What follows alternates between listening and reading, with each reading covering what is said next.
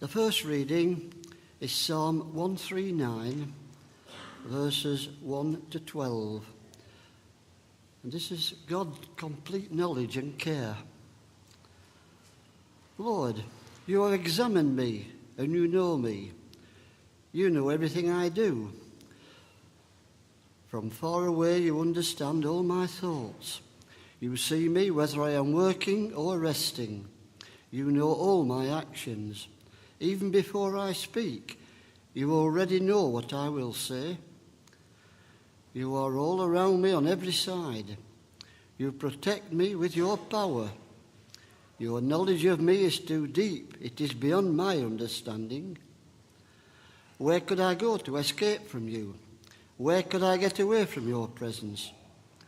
If I went up to heaven, you would be there. If I lay down in the world of the dead, you would be there. If I flew away beyond the east, or lived in the farthest place of the west, you would also be there to lead me.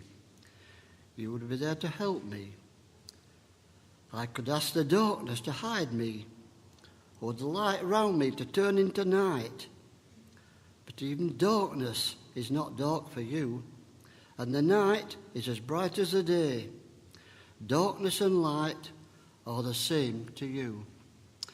Thanks be to God. The second reading is the Gospel reading, and it's found in John chapter 1, verses 43 to 51. And it's the telling of the calling of Philip and Nathanael. The next day, Jesus decided to go to Galilee.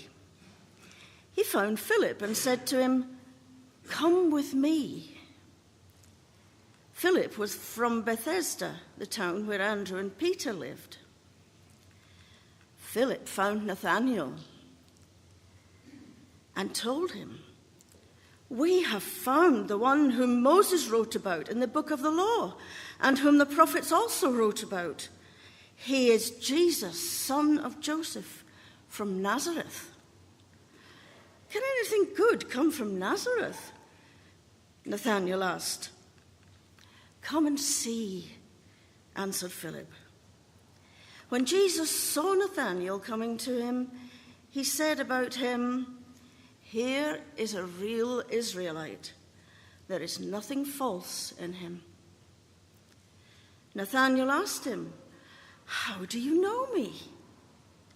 Jesus answered, "I saw you when you were under the fig tree before Philip called you." "Teacher," answered Nathanael, "you are the Son of God. You are King of Israel." Jesus said, "Do you believe just because I told you I saw you when you were under the fig tree? You will see much greater things than this." And he said to them, "I am telling you the truth. You will see heaven open and God's angels going up and coming down on the Son of Man." This is the gospel of Christ. Thanks be to God.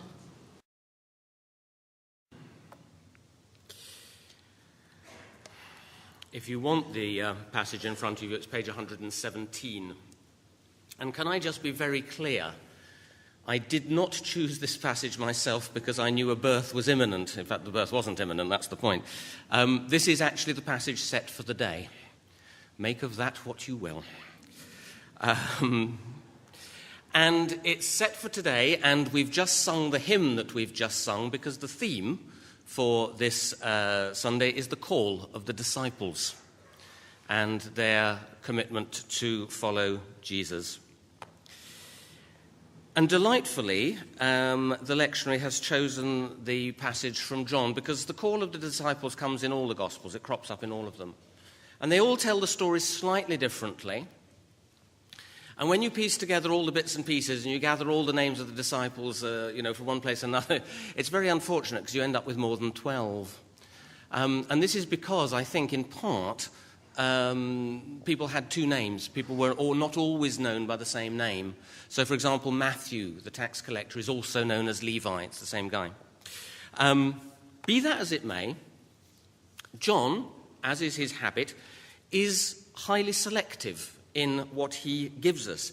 He only mentions 4 of the disciples here, 2 that we heard about in our reading, and 2 that occur in the passage just before, where 2 of the disciples who up to that point have been followers of John the Baptist, because he too would have had his disciples, groups of young men who followed and learnt from somebody who was acknowledged to be a great teacher, common practice in those days.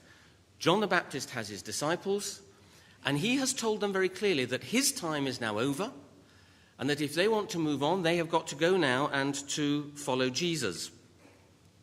2 of them have done that in the preceding passage. One of them, Andrew, who is Simon Peter's brother, and he goes and gets Simon. And the other one, who isn't named, but who we think might have been the Philip who gets named in the passage that we've just read. And I think also what we're dealing with here is a story that's been slightly condensed in terms of time, but we'll go through it and see what you think. All right? So Jesus has just been baptized. The first disciples have just joined him. They've come from John the Baptist, and they've actually said, Lord, where are you living? Where are you staying? It's delightful. They speak Scottish, these disciples. Because if you go to Scotland and you want to know where somebody lives, you say, where are you staying? You don't say, where do you live? You say, where are you staying? Where are you staying these days? And it's great, because they come to Jesus and say, where are you staying, Lord? And he says, I'm just up the road down Sauchiehall Street, you know. It is brilliant. And he gives them that classic reply, which I'd like you to file away in your brain for the next time somebody asks you anything about this. Come and see. Don't debate it. Come and see. Come and have the experience. And I think, you know, there really is an important point, I think, in our work of outreach and of evangelism. You and I can't manufacture experiences, but 9 times out of 10, it's experience that hooks people far more than argument. Argument sometimes and debate is necessary. And I'll say a bit more about that in just a minute. But very often in my experience, it's actually something about experiencing the power, the presence, the love of God that really hooks people. So I think wherever, you know, we need to be bold to say, come and see. What on earth do you go to church for on a Sunday? Come and see. Come and see for yourself and let God do the rest. Jesus has said, come and see. The next day, possibly a slightly truncated next day, but the next day, or very soon after, Jesus decides to go to Galilee. So he's down south, he's River Jordan, just outside Jerusalem. He's going back north to Galilee. And he found Philip, who may have been that other disciple who was with Andrew, and said, Philip, come with me, because Philip's from Bethsaida, which is sort of up that neck of the woods. Okay? And Philip goes and finds Nathanael. And poor old Nathanael, it's his only moment. This is it. He gets one half mention in chapter 21, right at the very end of John's Gospel. He's not mentioned anywhere else, anywhere in the Scriptures. The name doesn't even appear in the Old Testament anywhere. So it's a real little walk-on part here, and he's off. But he's picked his day, I have to say. Philip found Nathanael and told him, Nathanael, we've found the one whom Moses wrote about in the book of the law, and whom the prophets also wrote about. And you'll never guess, it's Jesus, son of Joseph from Nazareth. Okay? Now, if I were translating this into modern English, I would say we have found the one that we've heard about, the one we've waited for, and he's Kevin, son of Wayne from Toxteth. And you would say to me, Toxteth? Can anything good come out of Toxteth? They produce riots up there, you know? Exactly the same thing. It's a bit of north-south prejudice, this, okay? The north was regarded with a bit of sort of disdain. And, you know, this is a bit like saying he comes not even from Barnsley, but kind of a suburb or a village outside Barnsley or something like that, when you're trying to preach the word sort of in Kensington in London. Can anything good come from that? But wait a minute, you say to me, and quite rightly. Hold on. You've just said that Nathaniel comes from that part of the world. So what are you saying, that he's prejudiced against his own people? Well, he's certainly voicing a certain amount of prejudice, but there's something else going on here. If you track back in the history of that time, there had been a series of what I suppose we have to call bogus messiahs. People who had claimed to be the Messiah. That sort of thing tends to thrive in times of persecution. And don't forget that the Romans have been in occupation here for, at least a generation by this stage. And in those times of political strife and of occupation, false messiahs had arisen. And the history books tell us that actually a significant number of them came from the north of the province. So by this time, Galilee had a bit of a reputation for producing fake messiahs. And in a sense, that's what Nathaniel is saying here. Oh, no, not another one. Another guy who thinks he's the Messiah. And, oh, yeah, he comes from Nazareth. Well, there's a surprise. So it's not just that it's the north. It's the fact that there is that bit of history behind it. So the first thing that we learn about Nathaniel, we learn three things. Well, one is that he's from the north. The second thing is that he's a bit of a skeptic. And can I draw a very clear distinction? Because a lot of people confuse these two between skepticism and cynicism. People tend to use those words interchangeably, and we're quite wrong to do so. Skepticism is really important. Skepticism means not accepting everything we are told just at face value. Skepticism is the sign of a healthy, inquiring mind that wants to learn more, that wants to find out the facts behind something. And if we don't do that, then I think very often our faith isn't solidly grounded. We become a leaf for every kind of wind that blows. And it applies just as much to a society as it does to an individual, I think. There's a healthy inquiry to be made about any sort of new idea or teaching or whatever, whether it comes from politicians or from the church or wherever. We're not called on, in fact, we are called, I think, not to just say an unquestioning yes to absolutely everything without really stopping and questioning and thinking it through. That is skepticism. And it's healthy and it's good. And you'll notice that Jesus doesn't condemn it here. But it's not the same as cynicism. Cynicism is the lazy philosophy that just rubbishes everything. Nothing's true, nothing's good, everybody's out for themselves, and you just kind of diss everything. Yeah? That's cynicism. And bluntly, it's intellectually lazy. It's cheap and it's easy and it doesn't get you very far. It makes you and those around you miserable. They're not the same thing. Nathaniel is a skeptic. He's not just going to kind of accept this just because his mate Philip tells him so. Okay? But Philip plays the ace card. The card that Jesus played. Come and see. Don't let me try and talk you into it. You just come and meet the man. And meeting the man, that'll convince you. Okay? And Jesus sees Nathaniel coming. And then you have this little conversation that is so peculiar that you think it must have happened. There are moments like that in the Gospels where the story is just, it's so odd and yet so detailed and so precise. You think that must be an eyewitness memory. Do you remember when they catch the fish, the great haul of fish? And there's exactly 153 of them. Now you can play what games you like with that number. And you will not come up with any kind of spiritual significance for 153. It is not times 6 times 6 or 7 times 7 or anything like that. It's just that that's how many fish there were. And somebody, and I bet it was a bloke, counted them. Sorry, gender stereotype. And he sees, so we have this odd little conversation. Here comes Nathaniel, says Jesus. Woo! Says Nathaniel, how did you know me? I saw you. Oh, yes. Here is an Israelite, a true Israelite, in whom there is no falsehood.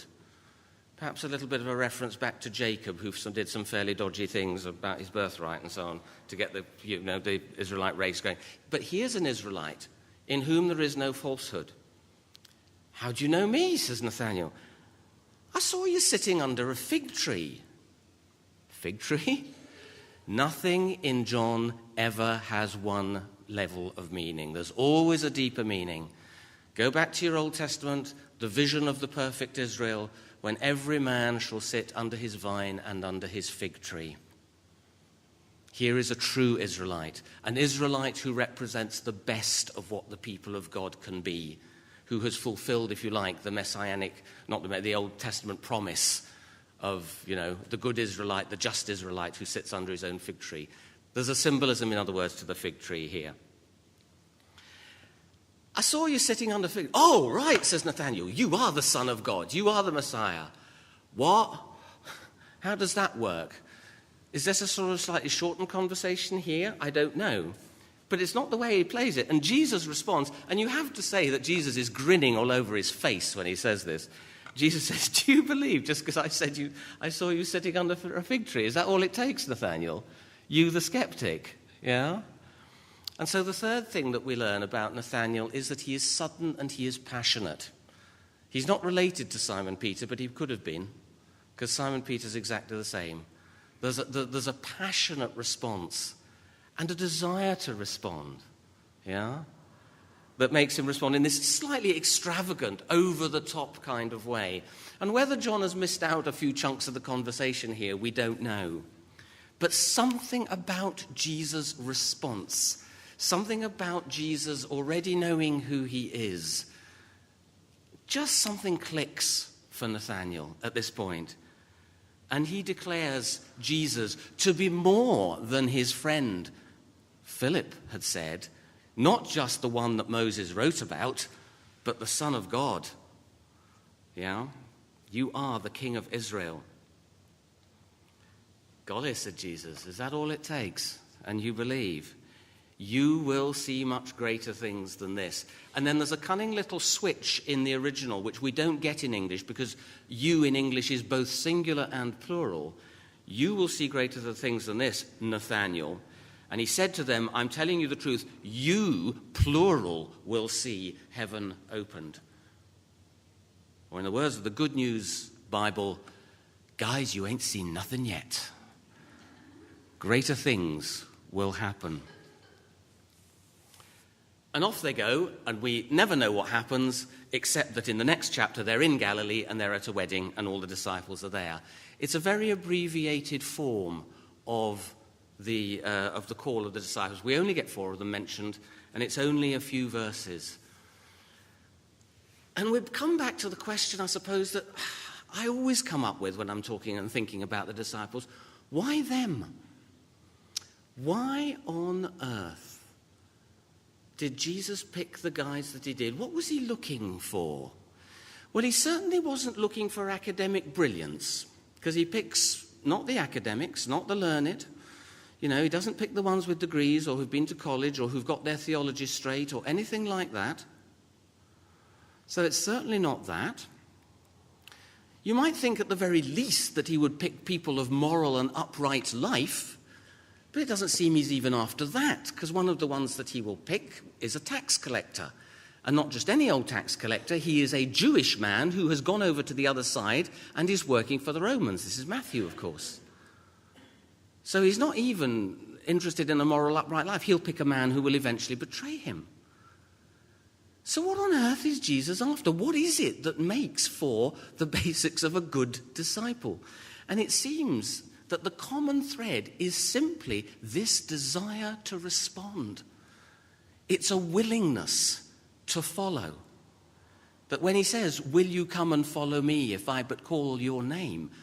It's the ones who yet say yes, despite the risks, despite the unknown, despite the mad adventure that they can barely guess that they are getting involved in. But the ones who will say yes, and who will say yes because, in a sense, they can't say no. Something has hooked them. They have allowed themselves to be captivated by Christ. And it seems to me, the older I get, that is the heart of the Christian life and calling and discipleship, is being captivated by Christ. I had a very interesting discussion with a young man earlier this week who had a lot of questions about faith.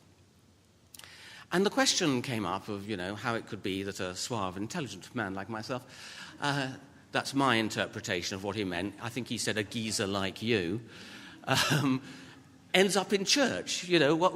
Why? Why do you do what you do? And we were talking about, different faiths and what works for people. And I said, well, I tell you this, I'm not a Christian because it works for me. I'm not a Christian primarily because I like the moral ideas involved, although I do. I'm certainly not a Christian because of my upbringing, which was, moral and wonderful, but was not religious in any way. At the end of the day, I am a Christian simply because I believe it's true. I believe it's the truth, and I can't get past that. But for me, that journey began in my early 20s because I was captivated. And I use that exact word, captivated, by Christ. I wasn't looking for a religious conversion. I was not looking for faith. I wasn't looking for belief at all. But I was challenged by a friend really to have a look at Jesus, to read the scriptures with some care and with an open mind, which was not my gift in reference to religion at that time of my life. And the more I looked, the more I was hooked by this extraordinary man, this absolutely incredible man. In his dealings with people, in his fearlessness, you look at how he deals with women, if you want just one example. That in that culture where women were so subordinate and downtrodden, and yes, they were, had their place, but it was very much in the home, he treats them with perfect courtesy, respect, concern for their individuality, their humanity, their well-being. I thought, this is one extraordinary bloke. And I was hooked. And I've never in 40 years got off that hook as a Christian. And that's the experience that you and I can't manufacture. That's what we can't make happen for people. But we can say, come and see, in the hope that God will do the bit that we can't do. And that if people are open, they will allow themselves to be captivated by Christ. And if we are, that's the heart, as I say, of our Christian calling, wherever he leads us, and whatever he leads us into. And that may be all sorts of things. I did just want to end, if I might, just by saying one thing about this odd word vocation. Because if we're talking about calling, then, that's I suppose what the word vocation means. Latin word vocare, to call, voice, vocal cords, all of those sorts of words. But it's come to mean one particular sort of calling. It's tended to come to mean a calling to either the religious life as a monk or a nun, or to the ordained ministry.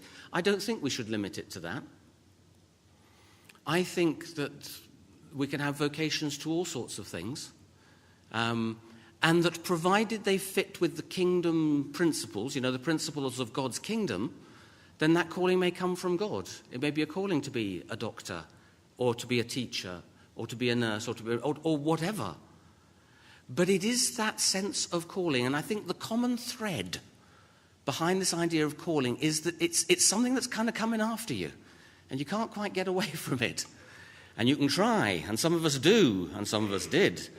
I went to America to get away from a sense of calling. But God followed me to America. Despite what you may have heard, God is alive and living in America, as he indeed everywhere else. It's that kind of sense of it won't go away. I had a word with the vocations advisor for the Diocese of Derby yesterday. He's called Philip Waller. And I said, would you agree with me, Philip, that you can describe a sense of vocation as a spiritual itch that won't go away? And he said, yeah, it's not a bad definition. Friends, do you have painful itches that won't go away? Not those, no. I can't do anything about those. You've got chemists for those. But it's that sense of, is God calling me to this? And you think, don't be so daft. And we dismiss it for all the kinds of reasons that you do. I'm not good enough, it's not me, it's not my thing. And it just kind of keeps coming after us. and it keeps sort of hunting us down. And it may be a call to ordained ministry. That may come as a profound shock to you, but have you ever really seriously considered the possibility that God might want you to do that? I was scared out of my socks when that idea first occurred to me, you know. It may be something else. It may be youth work in the church. Heaven knows we need you. It might be a range of things. But just pause for a moment this morning, if you would, and ask yourself, has there been a thought like that niggling away in your mind for a while? Have you tried to ignore it? Have you tried to get away from it? And have you failed? Now, there's a better than even chance that that might just be God calling you into something new. I don't know, but I offer you the thought, and I invite you to lean on the door to see if it opens, because it could be an extraordinary pathway, as I've discovered and as many others have discovered. Not necessarily ordination, but something. You get the feel. You know what I mean. Because that's what happens when we allow ourselves to follow, when we allow ourselves, unworthy as we are, to be captivated by Christ. Amen.